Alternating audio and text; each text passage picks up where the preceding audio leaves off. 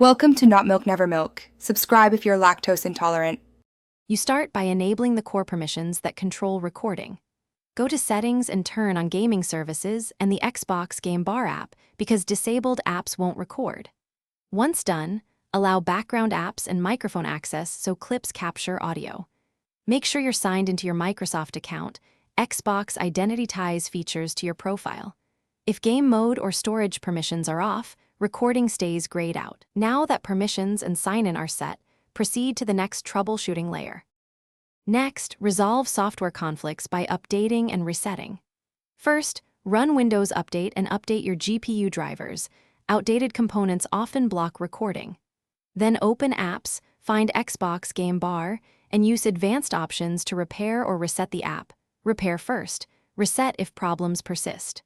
Restart the gaming services process and sign out and back into the Xbox app to refresh tokens. These steps remove corrupted state and reinitialize permissions, which usually finish by addressing storage, policy, and diagnostics.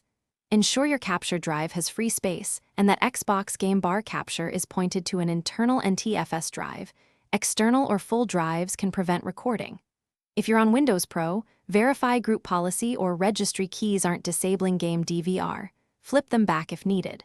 Finally, open Event Viewer or the Xbox app logs to spot errors and reboot if things go wrong. My key troubleshooting tip: create a new local user and test there to isolate profile-specific corruption.